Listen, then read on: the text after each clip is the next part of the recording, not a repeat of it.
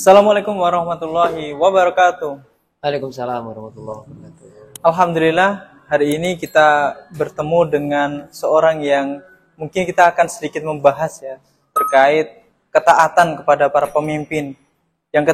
Kalau kita melihat hari ini kondisi-kondisi di negeri-negeri muslim saat ini kan sangat sekali ya membutuhkan seorang pemimpin yang dimana mereka dibantai, diusir, dibakar hidup-hidup, bahkan mereka meminta pertolongan pun sangat sulit. Nah, kita sebagai seorang muslim ini harus meminta tolong kepada siapa? Mungkin sedikit bisa dibuka Ustaz Mulyadi. Iya. Baik, terima kasih Mas Fikri ya. Yang mudah-mudahan kita doakan Mas Fikri ini selalu sehat dan juga selalu terus on the track dalam perjuangan. Amin. Apalagi memikirkan saudara yang di Palestina ya. Ya, khususnya Palestina. Baik. Kalau kita melihat hari ini Mas ya, mungkin khususnya pandangan saya terlebih dahulu ya. Kalau lihat Palestina itu memang dilihat dari berbagai sudut pandang itu menyedihkan ya. Ya. Pertama dari ekonomi menyedihkan, dari sosial menyedihkan, dari pendidikan tentunya menyedihkan ya. Ya. Kenapa? Karena nggak bisa belajar, boro-boro belajar ya. Yang ada suara bom gitu ya. Kemudian dari sekian ribu kaum muslimin mereka merintih, menangis ya, bahkan bisa dikatakan menangis darah. Betul. Minta pertolongan ke kanan, nggak ada yang ngasih. Ya. Minta pertolongan ke kiri, nggak ada yang ngasih. Minta pertolongan ke tetangga-tetangga, nggak ada yang ngasih. Bahkan yang kemarin Mas ya, mungkin kita tahu semua gitu ya. Justru ketika kondisi Palestina itu tersakiti, terjadi, negara tetangga ngelakuin apa coba? Apa Mas kira-kira? Tidak ada memberikan pertolongan, justru malah memberikan kain kafan, Mas. Kain kafan. Kemudian di sini ada aksi di yang hura-hura. Iya, di Riyadh itu ya. Di Riyadh ya, Allah luar biasa. Itu sangat-sangat ironis sekali ya. Yang dimana kita yang mungkin dikatakan jauh ya Indonesia ini sama Palestina ya. Namun ikatan keluarga atau ikatan saudara kita ya. Bagaimana kita ya negara yang mayoritas muslim kan, jangan sampai mengecewakan gitu kan secara akidah, secara persatuan membela saudara-saudara kita yang ada di Palestina itu. Iya, betul. Bagaimana minimal kita itu menjadi seorang manusia dulu aja Mas. Nggak perlu jadi seorang muslim yang taat. Minimal jadi manusia dulu. Bagaimana kita ketika menjadi manusia ya, maka kita bisa memanusiakan orang lain. Baru kita belajar untuk taat gitu. Betul Mas. Jadi kalau kita lihat saudara tetangga tadi seperti itu ya. Kemudian kita yang muslim yang jauh dari Palestina, yang kita masih merasa iman tuh merasakan betapa sedihnya, betapa pentingnya kita untuk merangkul saudara kaum muslimin yang di Palestina. Namun apalah daya, kaum muslimin Indonesia yang mayoritas penduduknya itu adalah muslim. Tapi kalau kita melihat ya, itu sepertinya kok kecil gitu.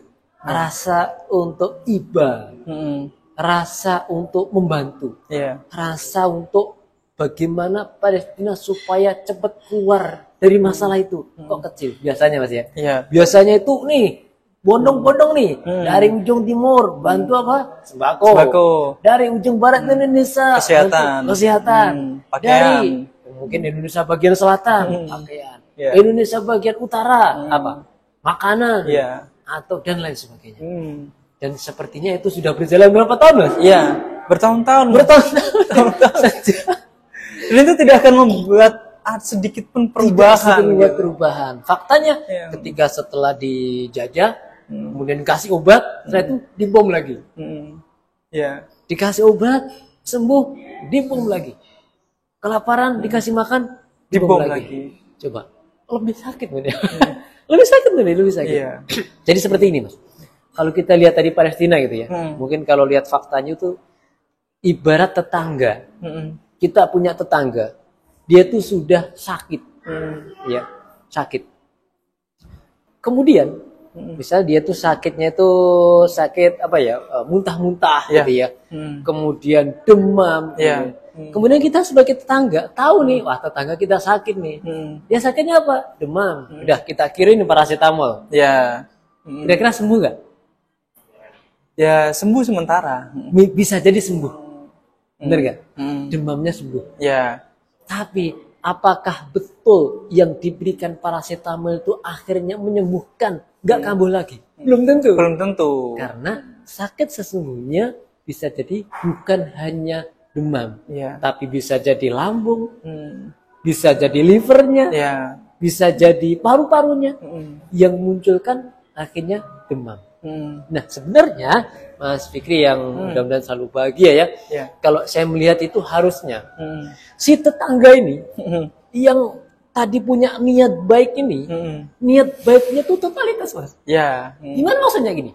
Sebelum memberikan obat, tetangga ini harus ngecek dulu sebenarnya tetangga saya ini sakitnya apa. Kan itu ya benar ya? Sakitnya apa?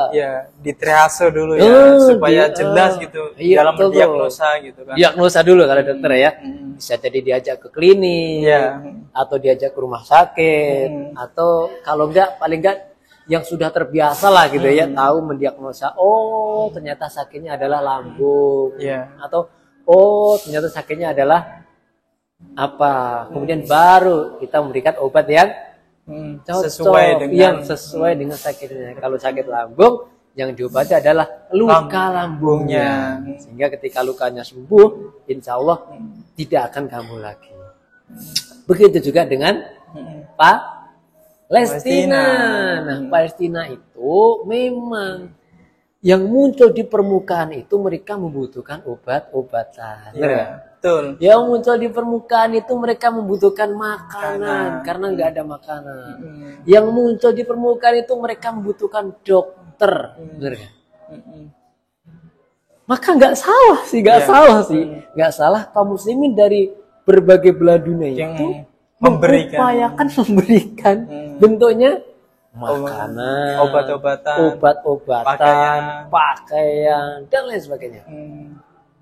Tapi ternyata seperti kasus pertama itu tidak menyelesaikan masalah karena masalah utamanya belum terselesaikan atau bahkan kaum muslimin secara umum nggak tahu nih sebenarnya sakit aslinya itu apa di Palestina. Itu deh yang penting Mas. Betul ya, kalau kita melihat memang hari ini justru kayak kita melihat bukan hanya Palestina saja ya ternyata ya, ketika ketidakadaan pemimpin ya, ini kan sangat penting ya kalau kita bahas sedikit tentang pemimpin ya, karena kita melihat di belahan dunia juga, ada di negara Kashmir, India, ada juga di Uighur gitu kan, yang hari ini mereka dipaksa untuk makan babi, dipaksa untuk tidak menjalankan syariatnya, dipaksa untuk banyak yang murtad.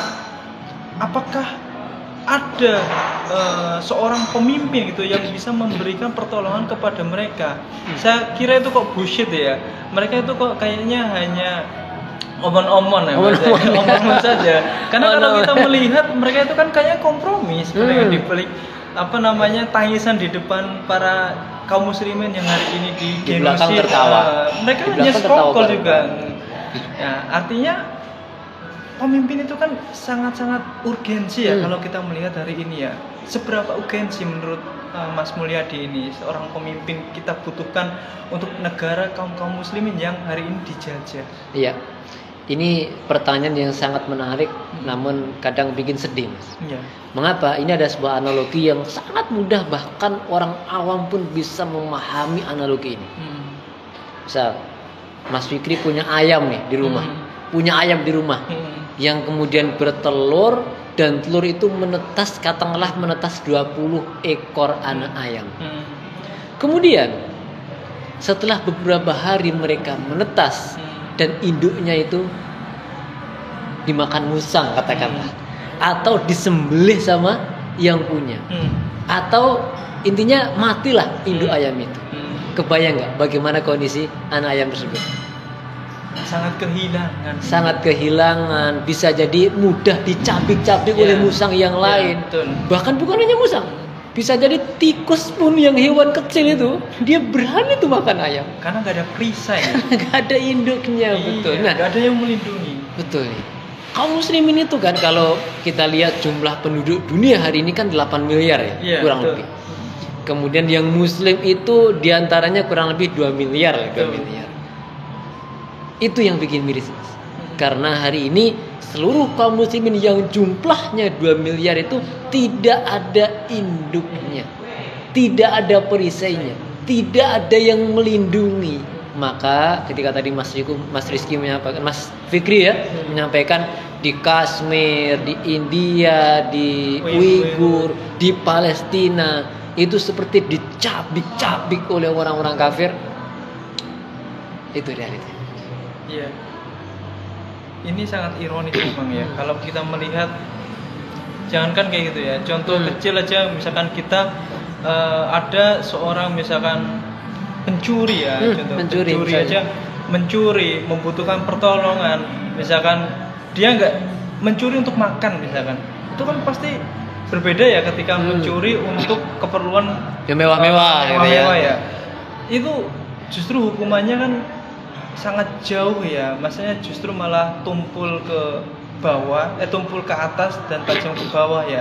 Artinya kan tadi kembali ke pemimpin juga, artinya hukuman pun tidak ada keadilan gitu kan didapati oleh para muslimin yang ketika mereka meminta bantuan lagi-lagi ke PBB ya, yang katanya itu akan memberikan pengayuman gitu ya, hak vetonya dan lain sebagainya yang bisa membebaskan ya. Justru kan ujung-ujungnya itu apa, mereka paling kejahatan senjata dan lain sebagainya, padahal tanah sudah dirampas. Artinya itu kan tidak fair ya. Kita sudah kehilangan rumah, keluarga kita sudah terbunuh, tapi itu tetap saja gitu kan. Maksudnya pemimpin ini kok memang menurut saya segera atau gimana sih, Tat? Kalau menurutnya dengan itu begini. Kalau saya melihat tadi ya, kita kembali ke analogi tadi ya, sebuah induk gitu ya. Nah, teman-teman sekalian ya, punya Mas Fikri gitu ya. Kalau kita melihat tadi, ketika anak-anak ayam tadi yang kecil-kecil itu, kemudian ayamnya dipotong, dipotong, ayam induknya ya, dipotong atau dimakan oleh musang atau hewan yang lain, otomatis mereka kehilangan induk. Iya. Ketika anak-anak kecil yang kecil tadi itu hidup di mana? Di halaman atau di kebun atau di sekitar rumah, mudah bagi musuh-musuhnya atau hewan-hewan musang tadi untuk mencabik-cabiknya. Tapi berbeda ketika anak-anak ayam kecil tadi ada yang merawat. Ya, misal ada satu orang di kampung situ yang peduli dengan ayam-ayam itu, akhirnya diambil, dirawat, dikasih makan, dikasihkan kandang, kalau malam dikasih lampu, itu insya Allah kemungkinan dia akan terjaga, akan tetap hidup, bahkan bisa berkembang lebih banyak. Sama dengan kondisi kaum muslimin yang sudah kehilangan induk, berarti harusnya ini sesuatu yang sangat mendesak ini, Mas. Ya, untuk cari apa? Untuk cari perlindungan, untuk menghadirkan pelindung atau perisai atau induk. Mungkin kalau istilah tadi pemimpin ya, yang mengayomi. Ini sangat mendesak. Iya, memang. Karena kalau dibiarkan, bukan lambat laun, ini udah pasti habis ini. Ya, udah habis. Kapan? Nggak tahu ya. Tapi dengan berjalannya waktu, kalau ini terus terjadi, kaum muslimin semakin terpisah, semakin nggak punya kekuatan, semakin merasa individualis, karena nggak ada yang mengarahkan. Ya, betul. Nggak ada yang mengayomi. Jadi kalau menurut saya terkait dengan kebutuhan pemimpin ini mendesak ini, Mas. Mendesak ya, memang. Mendesak banget ini. Harus ya segera ya. Harus segera ini ya. Karena tadi bakalan hilang peradaban kaum muslimin kalau tanpa seorang pemimpin. Gitu. Maka ini mungkin yang terakhir kali ya, langkah mudah ini untuk negeri-negeri muslim supaya bisa bersatu dan segera mendapatkan pemimpin ini bagi seorang yang masih awam ya gitu. Bagaimana ya? Ya sekaligus agar kita ini kan kalau kita melihat makin ke sini syariat Islam atau ajaran-ajaran kaum muslimin sendiri itu kan banyak yang tidak paham, bahkan ada yang memframing negatif atau monsterisasi ya gitu tentang ajaran Islam. Karena apa? Karena tidak adanya pemimpin tadi kan, sehingga pemimpin ini nggak bisa karena tidak adanya jadi nggak bisa melindungi. Betul, karena betul, tidak adanya betul. karena tidak ada diterapkan syariat. Makanya hari ini sudah tidak ada pemimpin, syariat Islam dicampakkan. Betul. Dicampakkan oleh kaum muslimin sendiri. Karena apa? Ditakut-takuti dengan ajaran yang radikalisme, terus tentang terorisme dan lain sebagainya. Nah, ini langkah dasar bagi orang-orang awam gitu, mungkin yang menginginkan sebuah pemimpin ya untuk kaum muslimin supaya kita ini terjaga. Kalau wanita itu terjaga kehormatannya, terjaga hartanya, terjaga kemarwahannya dan lain sebagainya, hingga mereka ini bisa kembali hidup sesuai harapan yang diajarkan Rasulullah, kembali ke Islam lagi gitu kan sudah dicontohkan ya dulu ya, ketika Islam itu jaya, ketika Islam itu memimpin, bahkan orang-orang Kristen Nasrani itu justru seneng ya, takjub dengan ini itu Islam. Disampaikan oleh Elon Musk sendiri, orang terkaya gitu kan, itu udah mengagumi di kalau nggak salah di Qatar atau di Dubai itu saat KTT itu, dia mengagumi tentang kepemimpinan kaum muslim. Nah, ini langkah dasar ingin bagaimana kepemimpinan muslim ini bisa kita wujudkan kembali ya, kalau bisa seurgensi mungkin. Ini bagaimana dan agar masyarakat ini tidak ketakutan ya, terutama untuk menjalankan syariat Islam. Ya, jangankan Elon Musk ya, kemarin presiden kita Pak Prabowo aja kagum dengan Turki Utsmani ya. Ya, kita kembali ke situ ya. Kita kembali ke situ bahwasannya bagaimana sih caranya supaya kaum muslimin itu segera mendapatkan kembali perisai itu gitu. Kalau yang pertama Mas, ini mungkin berlaku dalam bidang apapun gitu ya. Misalnya terkait dengan kesehatan, orang itu nggak akan olahraga sebelum dia itu menyadari betapa pentingnya kesehatan. Benar nggak? Orang itu nggak akan milah dan milih makanan sebelum dia itu menyadari betapa pentingnya memilih makanan yang sehat untuk dirinya. Pun juga dengan terkait dengan pemimpin yang sebagai pengayom. Ini tanpa kaum muslimin ini sadar terkait dengan kebutuhan ini, maka nggak akan tergerak nih kaum muslimin yang berjumlah 2 miliar ini. Benar ya? Ya, betul. Maka langkah pertama adalah kita menyadarkan, berupaya menyadarkan kaum muslimin betapa pentingnya, betapa urgensinya, betapa mendesaknya kita tuh butuh seorang sosok pemimpin yang mengakomodir kekuatan kaum muslimin, yang mengayomi seluruh kaum muslimin, yang memfasilitasi seluruh kaum muslimin dengan apa?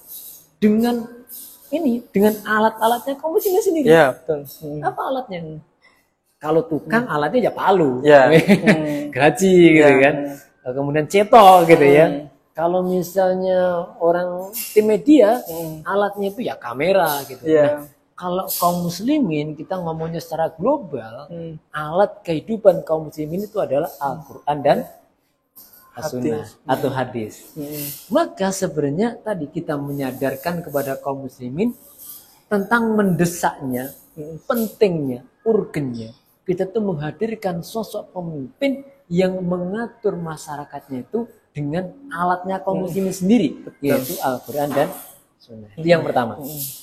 Itu butuh proses yang luar biasa, Mas. Kita nggak kebayang bagaimana Rasulullah butuh 13 tahun untuk apa? Menyadarkan penduduk Mekah pada masa itu ya. Itu Rasulullah. Ini kita sekarang generasi berapa? Mau menyadarkan umat itu butuh berapa tahun gitu ya. Ini tentu bukan proses yang seperti membalikkan telapak tangan gitu ya. Ini butuh proses yang tentunya butuh peran seluruh elemen, sehingga para cendekiawan, para ulama, para akademisi, para intelektual, para pengusaha, ini butuh satu pemahaman yang sama tentang tadi sadarnya kebutuhan terhadap seorang pemimpin yang seperti tadi. Itu yang pertama. Mungkin dengan poin pertama ini sudah luar biasa nih. Mulai dari kesadaran. Nah, kemudian yang kedua, setelah kesadaran ini muncul, setelah tertanam, insya Allah secara personal itu orang tergerak kalau sudah sadar. Ya. Kalau sudah sadar, misalnya Mas Fikri sudah sadar betapa pentingnya menjaga kesehatan, itu nggak disuruh pun dia akan melakukan olahraga, suplemen, makan makanan yang sehat. Benar ya? Betul. Sama. Kaum muslimin ketika sadar tentang kebutuhan tadi seorang pemimpin yang meriah, nggak disuruh pun, dia akan berbondong-bondong. Bahkan dia akan mengajak yang lain. Bahkan mampu mengeluarkan harta, apapun yang dia punya, waktunya, tenaganya, bahkan hartanya, bahkan nyawanya sekalipun, itu akan terdorong untuk mewujudkan itu. Gitu kira-kira. Ya memang itu harapannya ya teman-teman, bagi semua ya, pentingnya seorang pemimpin di hari ini ya supaya kita itu mendapatkan sebuah perlindungan. Karena nggak ada perlindungan tanpa seorang pemimpin yang berkualitas. Pemimpin berkualitas itu hanya ada dalam Islam, bukan hanya ada di sistem kapitalis, sekuler, bahkan sosialis ya. Kalau kita melihat hari ini, ya mungkin sedikit ini yang bisa kami bahas. Mudah-mudahan ada kelanjutannya yang lebih menarik. Jangan lupa like, komen, dan subscribe channel Dakwah Solo. Assalamualaikum warahmatullahi wabarakatuh. Waalaikumsalam warahmatullahi wabarakatuh.